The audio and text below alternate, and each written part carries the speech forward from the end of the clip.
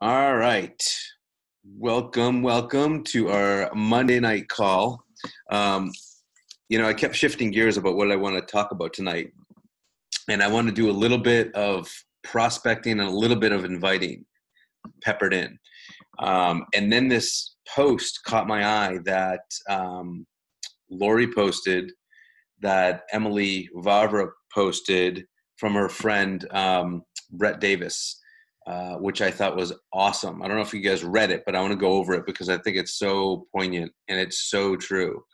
Um, you often hear people talk about how this is the most amazing business profession, and I really think it is. It's absolutely incredible. It needs to be built first, and that building time is where people, let's just say some people give other people unrealistic expectations, false expectations. They may think it's a lottery card, and they just get to sit back and collect these checks, and that's not reality. We hear people say that, and there are other companies, and there's some very good companies in this profession. There's some companies that just they play like that, and that's not what this is. And so I really want, hey, Mr. Jeremy, what's up, buddy? So I want to go over that because I thought it was so great. Hey, Lori, I'm talking about your post about Brett Davis up there. So I'm going to read this because I think it really sums up. Hey, Shannon, it really sums up what we need to keep in mind, because the business, it's just when it's great, it's awesome. And then we have these days and you just question yourself. You're like, what the heck am I doing? And that's totally normal. And the 7-figure income earners, they have the same exact days, you guys, which is awesome. For, when Lisa and I went to influencers last year, we were with these people making multiple 7 figures and multiple 6 figures, and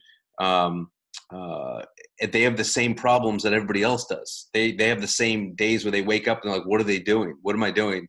Your best friend just questioned you. Your sister looked you in the eye and said, you are an idiot for doing that. When that happens, you got to do a self-check. And if you're not rock solid on what this is or yourself, it can sting a little bit.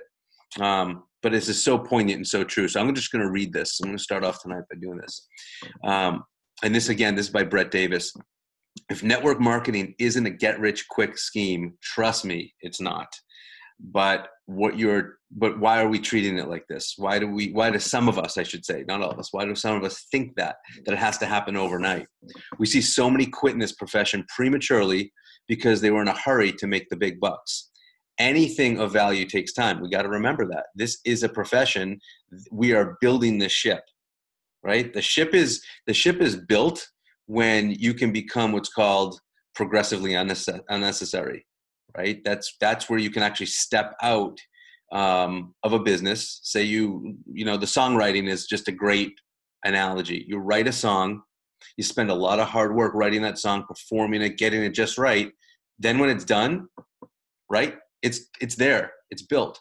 So in this profession, and you can talk to some of your mentors that have these big, gigantic businesses, most of them are still involved. They're still priming the pump, right? But it's fun. You get to do it when you want, how you want it, with who you want. So it's not that you can just forget about it. But right now, we're in the grind. We're in the making of this. Eric Worre lost his business, 7 times?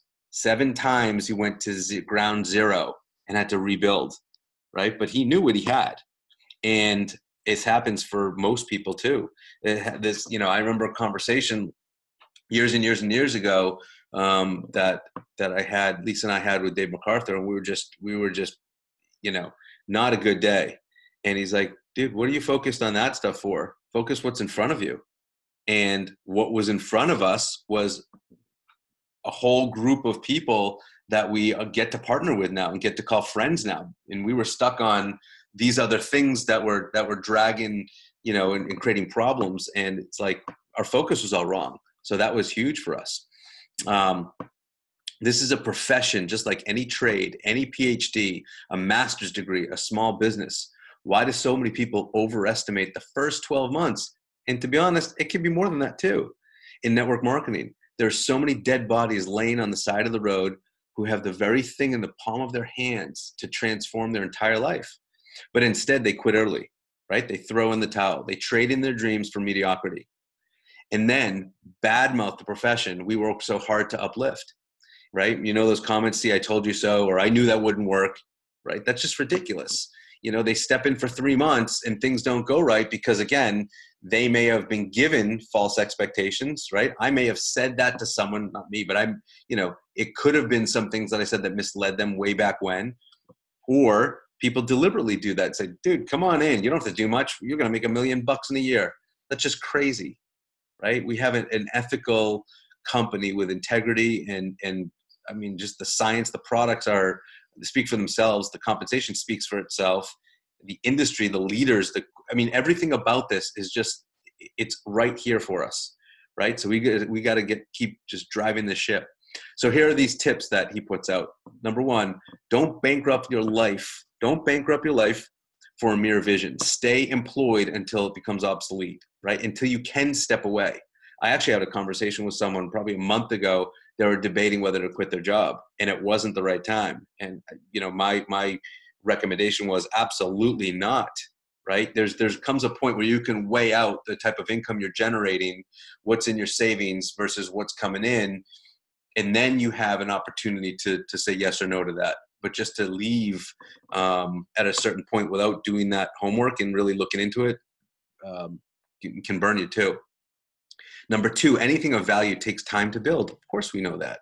This is a 3 to 5 year plan. Most of you have seen the exit strategy that we talk about, that many people in Isagenix talk about. It's an exit strategy. Not that you want to exit and retire, right? This is when people say, well, you know, I'm retired, or I retired my husband or my wife. That's just crazy. People who are really in this, they're not retired. They're still working, but they get to work when they want. Is 2 hours a week horrible? No. Is 8 hours a week? No. Is 30 if that's what you love to do? No. It's all to its own. It's all to whatever you want it to be. You make it up. But it is and can be if we plug in a 3 to 5 year exit strategy. It doesn't mean you're done in 5 years or 3 years, but you've built this machine up that it's actually running. And that's what's so amazing about this. Number 4, learn to love the part-time fortune. Constant daily activity is the only thing that works. So we have to stay in action. We have to keep up those constant activities. And I know this time of year, we have the holidays, we have Hanukkah, we have Christmas, we have kids getting out of school, we have holiday parties, we have end of year. You work in corporate America, you work for a company, you got to get your numbers together, you got to produce by the 31st, you know, all these things. We understand that. And that's why the schedule is the most important thing.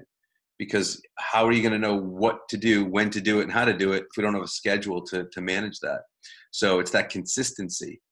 Number 6, network marketing is a large group of people. This is key. This is really when you know, I knew this, but it sunk in a couple of years ago at a particular moment. Network marketing is a large group of people doing small amounts of activity over a long period of time, right? It's not a small group of people doing a lot of work. It's a lot of people doing a little bit of work. So America's first billionaire, J. Paul Getty, said, I'd rather have 1% of 100 people's efforts than 100% of my own. And that's leverage. That's leverage. And everybody needs multiple streams of income. Everybody needs leveraged income. You can stay doing what you want. It's not to, you know, when people bash corporate America, that's not fair, because corporate America has a huge has a purpose. And some people love it, and that's great. Some people like to be employees. But is it wrong if they have a secondary, tertiary stream of income while they're an employee? Heck no, right? So it's for all of these venues, and you can use it as you will. Number 7, be real with people. It does not take hard work, but you have to be disciplined. Excuse me. It does take hard work. It's simple, right? It's just not easy. It's a simple progression of activities, right? We need to prospect. We need to invite. We need to enroll, and we need to duplicate. That's a simple process. How we invite, very simple. How we enroll, very simple. And how we duplicate, even more simple if you follow the program. So it is simple, but it is hard work. And we tell everybody that. It's hard, but it's fun. And you get to choose your hard too. Is the amount of bills that pile up on your desk, is that you can't pay, is that more hard than actually sending out some links and emails and text to people and actually getting on the phone and talking with them? I'd take that any day than not being able to pay the bills or not being able to provide for my family and my kids. Number 8, there's no such thing as a free lunch. Okay. That kind of goes with number 7. Number 9, we're not retired. We've switched professions. So that's, again, what I was saying before. You know, it's not to retire, although you can, but you've got to put in some hard work for a really set number of years if you really want to retire. And even such, I don't know many people that do that don't stay in the game at some point or with some amount of energy, because it's fun. And you meet like you people, you meet the most amazing people you get to call friends with. You get to choose who's on your team. You get to choose who you enroll, right? And number 10, you don't work at the beach, you rest there. I love when he said that. So true. We are what network marketing will be in 10 years. We are the revolution. We are here to show people the amazing benefits of network marketing and give the ordinary person a real chance at doing something different, at getting off that hamster wheel. So I love that. Thanks, Lori, for reposting that. That is just awesome.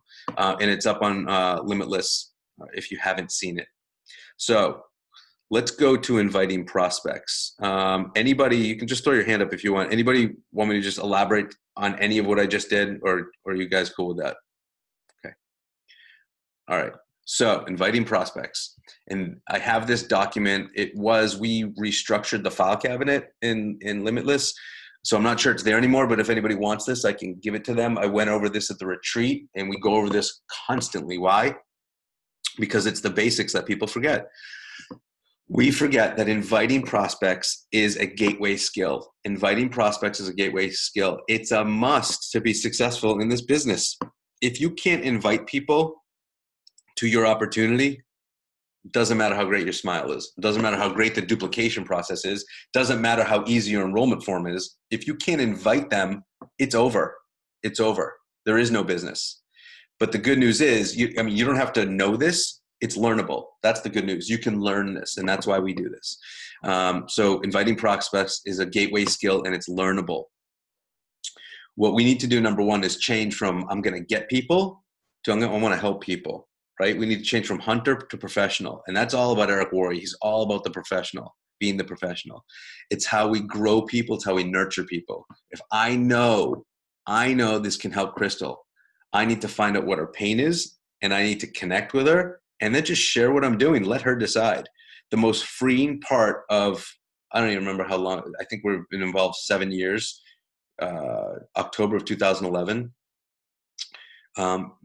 Few years ago, I don't know, maybe 4 or 5 years ago. 4 or 5 years ago, when I stopped being attached to people's outcome, when I stopped caring what people said, my vibration changed, my posture changed, and people were more attracted to what I was doing. They were just coming up. When I say coming out of the woodwork, you get a phone call, you get a PM, you get a text, are you still doing, or tell me more. People approaching us. It's that reverse marketing. A lot of that has to do with my vibration that I put out, because I'm just looking to share this with the people that want it. If you don't want more coffee, I'm not offended. I'm going to go to the next station, the next counter. Mrs. Jones, do you want more coffee? Yes. Mr. Jones, you want more coffee? No. Mr. Jones, you just keep going. You're looking for people who are looking for this. You're not trying to convince people who don't want it right now. And many of those people that say no, or they're not ready, that's fine. As long as you don't burn a bridge, keep the relationship with them, of course, so they can come back and find you when they realize you're their answer. So it's all about nurturing people. We don't get people. And that's one of the biggest mindsets. When you look at people with posture in our business, in our company, their mindset is, I want to help people. I want to help people. So the professionals, okay? Professionals build relationships and friendships. That's what they do first. Professionals' mindset is to build relationships and friendships and not get people. Their goal, here's the goal of the professional, to educate and inspire. That's what the goal is. It's simply to educate people and inspire them. It's about understanding and education. So the professional's mindset is to build relationships and friendships, truly, right? We don't want to, we're not selling a widget. We're building a relationship. And you've heard this over and over again. The relationship begins when people enroll. I mean, look at you and myself. Who enrolled me? Who enrolled you? And what is that relationship like now? You may not everybody is buddy with who enrolls them. A lot of people are, but look at the teammates and the camaraderie and the one team mentality that happens in this platform, because it's just an awesome place to be. So the goal is to educate and inspire. The process, okay, this is super important. Here's the process to inviting prospects. And again, if we go backwards to prospecting, it's talking to people, it's building relationships. You're at a birthday party, and this is exactly what happened to me about a month ago. I took Jax to a birthday party. Lisa took Josie to a birthday party. And I shook this guy's hand. His kids, they're playing with all the kids together, and would start talking, and coffee came up. This guy brews coffee. I love coffee. We started talking, and that was our connection. The whole, the rest of the 45 minutes to an hour was about coffee. And I actually tried some of his coffee. I told him we have coffee, but I said, listen, I'm always open to, he's got fresh Colombian or Mexican coffee that he brews, and he's, it's just awesome. We build a relationship like that. So that's what it is, building a relationship. But once you go from the prospecting part, which we can spend some time on maybe next call or at another training, to the inviting process is, you got to build that bridge of trust first. And that's what the prospecting is. You got to build that relationship. So you build trust, and then you transfer the belief. If I want to tell someone about my company, I really got to connect with them, whether it's football, ice skating, vacations in the I don't know, Himalayas, wherever, whether it's knitting, it doesn't matter what it is. In fact, I got into conversations with things I really weren't interested in, but because the prospect was interested in it, I was interested in them because they're so passionate about it. So that's cool too. But we build a bridge not by hunting, but literally by being a friend, by educating and being genuine. So you don't want to jump on them. You don't want to just, throw out Isagenix, but you build that bridge. And then when it comes up, and sometimes it's going to come up right away, and sometimes it's not going to come up right away. I can't tell you how many times I've called someone and said, listen, I've been thinking a lot about that conversation that we had at the gym the other day, and you said a couple things. I'd love to chat with you about that. That's it. And it reignited a new conversation where I could then introduce this. This might or might not be for you, but I'm doing something right now, and I really think you may be, turned on by it.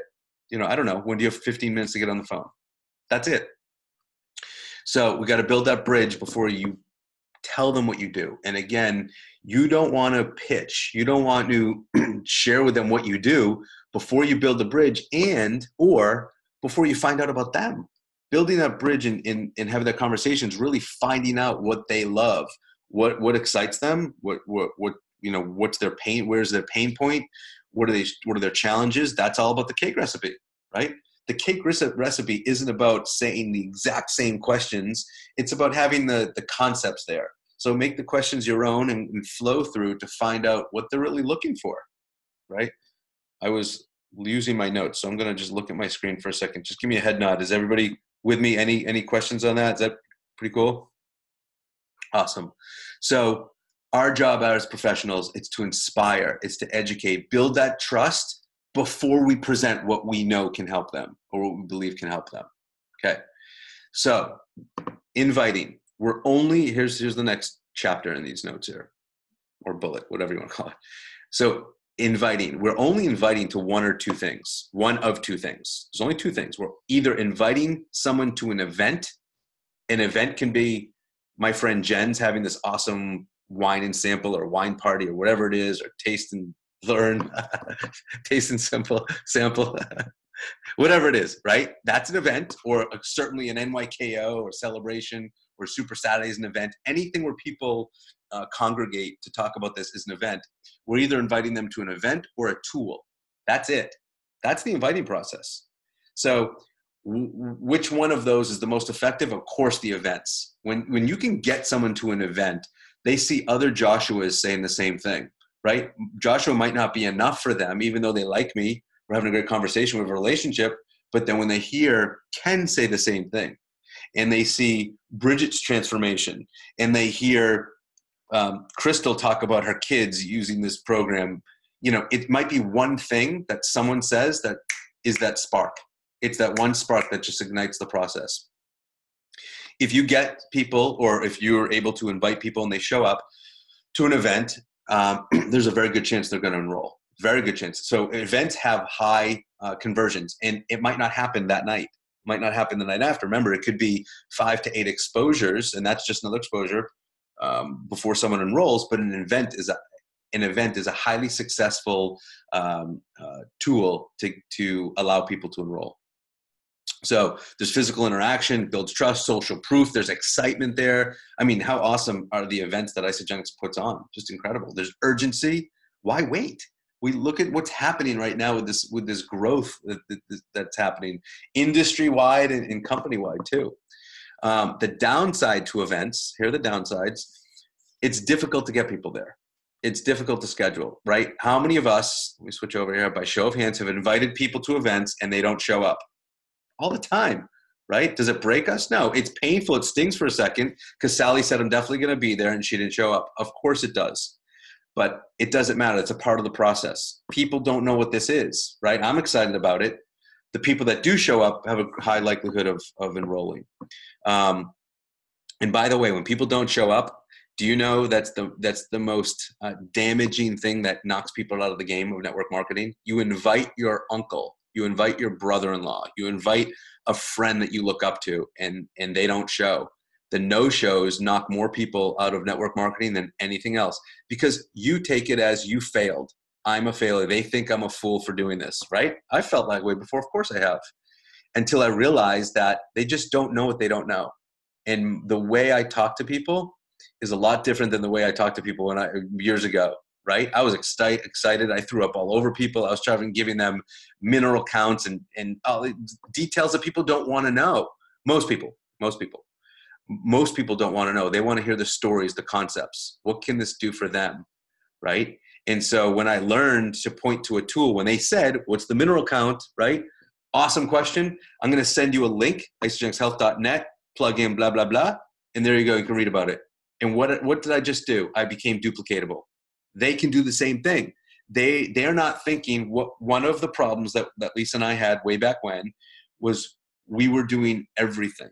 And I thought that I had to do everything. Even though we had capable people, and some of you probably think that too. You have capable people on your team, but you don't want to let people down. They're coming to me for a question. Of course I have to answer it. So I have to give this 45-minute dissertation on adaptogens. Oh my God, how non-duplicatable is that? So that was killing us. Because that's what, and I know a lot of you, it's just part of this that we all go through that. But once we learn that we don't do that, we point to tools, we point to links, which I'm going to talk to in a second. So no shows knock us out of the game, but no worries, that's normal if you feel like that. Inviting. So we were inviting to an event or we invite to a tool. It's the only two things you're going to invite to. What's a tool? A link, an audio, a story, a DVD, a magazine, a website, online presentation, a sample. How about a sample product sample. Is that a tool? Absolutely. Taste this incredible Isadelight, right? Here's these little snacks that we can have on these detox days, on these cleanse days. Of course it is. You have to use something other than Josh. If it's just Josh, it's first party. And that works 10% of the time. Okay, and I might, if we have time, we'll hit on this. So everybody cool? So we always, when we're inviting either to an event or to a tool, these tools are incredibly powerful because why? Because they're third party. First party is Josh. Third party is another expert, right? That's super important.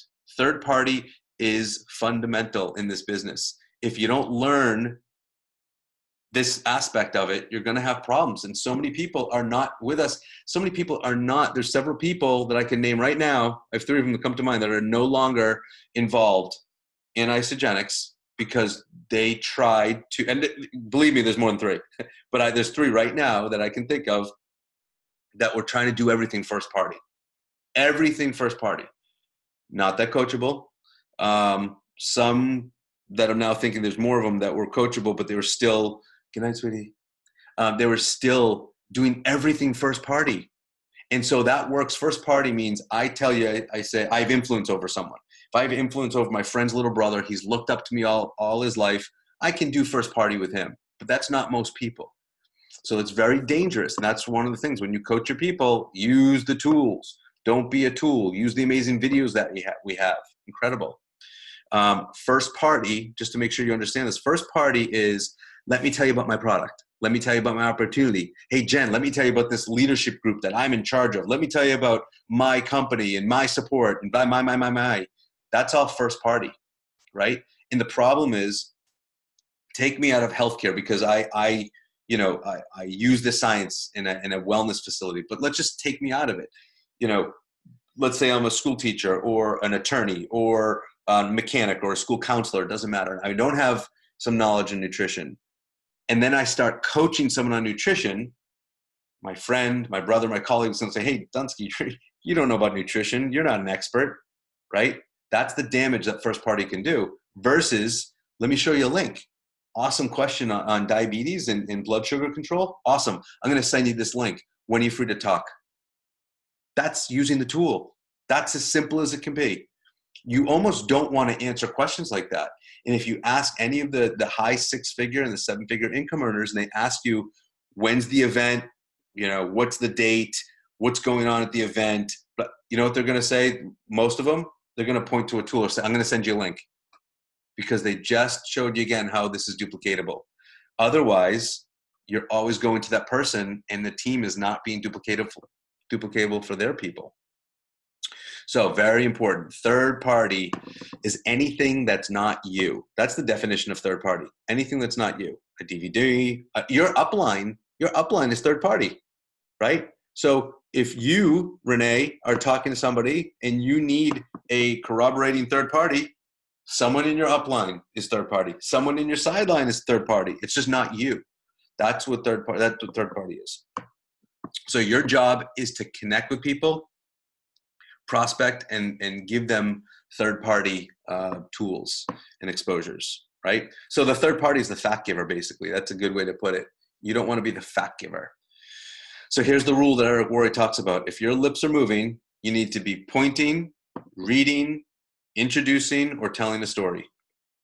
If your lips are moving, so if you're talking to somebody, you got to be pointing. Here's my friend Crystal. Look at her before and after. It's amazing. She did 7 other programs. Painfully did 7 other programs. Look at her now, right?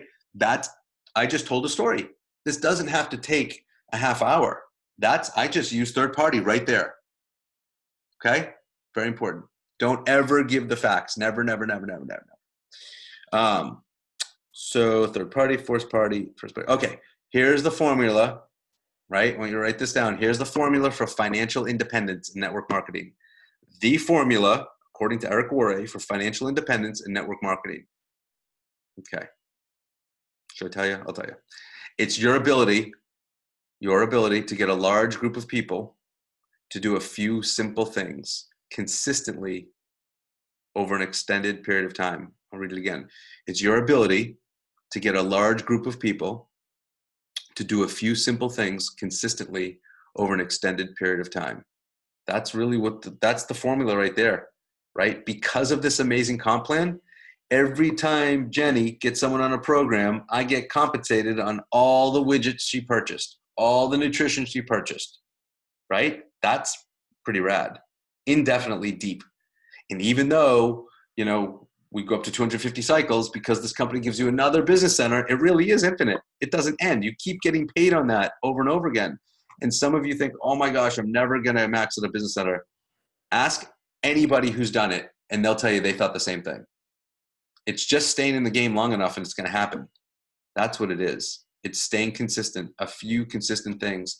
So even though, like I said, when we started out, that this is a very busy time of year, keep your calendar, keep your schedule.